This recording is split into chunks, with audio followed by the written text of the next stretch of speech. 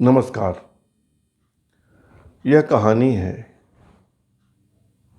Tragedy है। ऐसी कहानी जिसका दुखद अंत हुआ। यह कहानी भी नहीं है, यह व्यभिचार है। ऐसा नहीं होना चाहिए, पर कह लीजिए कि एक कहानी ही है जिसे हर माता पिता को जानना चाहिए, जिसे हर युवक को जानना चाहिए और हर किशोर को पता होना चाहिए। कहानी में 3 किरदार हैं। मैं किसी का नाम नहीं लूंगा। यह कहानी छत्तीसगढ़ की है। यह कहानी छत्तीसगढ़ के बिलासपुर की है। एक स्कूल है। मैं स्कूल का नाम भी नहीं लूंगा। मैं किरदार का भी नाम नहीं लूंगा। मैं सब कुछ संकेतों में कहूंगा। संकेतों की भी भाषा होती है, आप समझ जाएंगे सब कुछ। एक प्राइवेट स्कूल जो बिलासपुर शहर से कुछ दूरी पर है, वहाँ रसायन शास्त्र, अंग्रेजी में कहें तो केमिस्ट्री की एक शिक्षिका, उम्र होगी 30-32 साल। प्राइवेट स्कूल है और उनकी कक्षा में, उनकी क्लास में पढ़ने वाला एक किशोर 16 साल का। नाम जानता हूं मैं, शिक्षिका का भी और उस किशोर का भी, यानी उस स्टूडेंट का भी।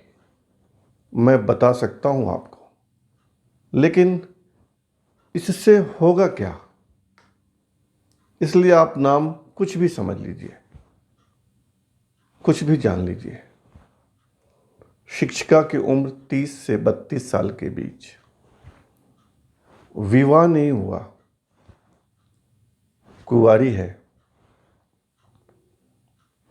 उनकी कक्षा में 16 साल का किशोर है, हट्ठा कट्ठा, सुंदर सा। शिक्षिका उस किशोर को अपने जाल में फांस लेती है।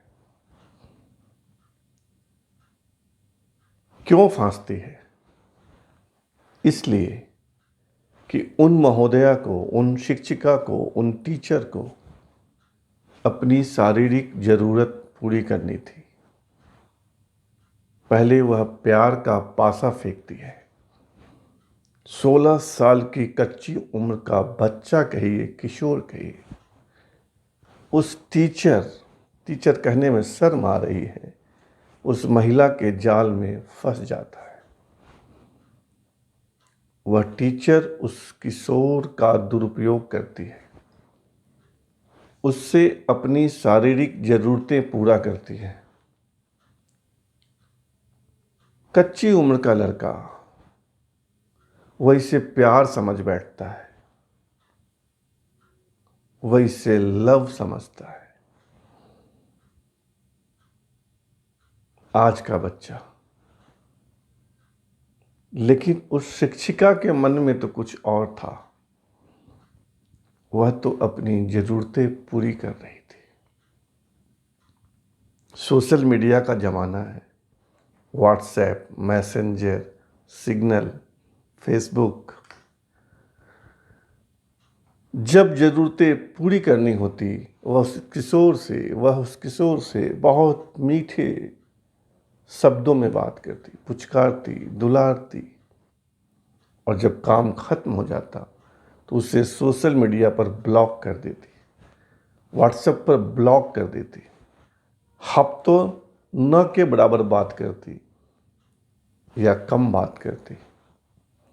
और जब शारीरिक जरूरतें पूरी करने का अवसर आता, तब वह उसे मॉल में बुलाती, बाजार घुमाती, मीठे मीठे बात करती, सोशल मीडिया पर संवाद करती। प्यार भरे मैसेजेस भेजती, बेचारा समझ नहीं पा रहा था, जबकि वह होनहार बच्चा था, बहुत तेज। इसी बीच वह शिक्षिका उसी स्कूल के एक दूसरे शिक्षक से रिलेशन में आ गई, या कहिए कि उस शिक्षक को भी फांस लिया। धीरे धीरे यह बात उस बच्चे की समझ में आ गई। वह था तो स्मार्ट। उसने शिक्षिका को एक दिन मॉल में बुलाया, 10 मिनट के लिए मोबाइल मांगा और उनके सोशल मीडिया वाले जो ऐप्स होते हैं, व्हाट्सएप, सिग्नल, मैसेंजर, फेसबुक, सबको हैक कर लिया। अब वह और अच्छी तरह से समझने लगा कि शिक्षिका का चक्कर किससे चल रहा है और उसके साथ, यानी उस बच्चे के साथ, शिक्षिका कैसे धोखा कर रही है।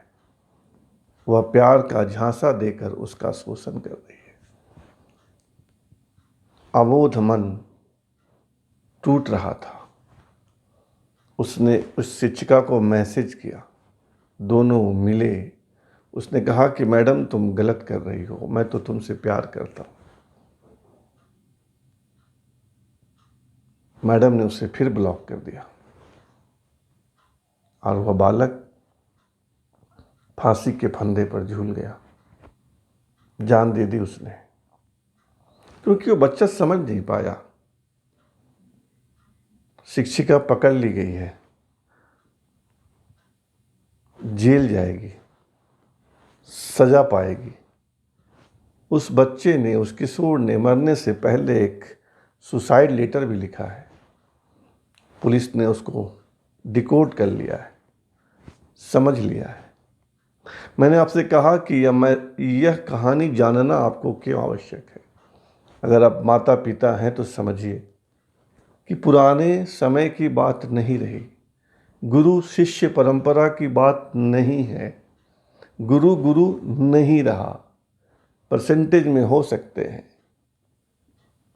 तो जब भी गुरु के भरोसे अपने बच्चों को मत छोड़िए।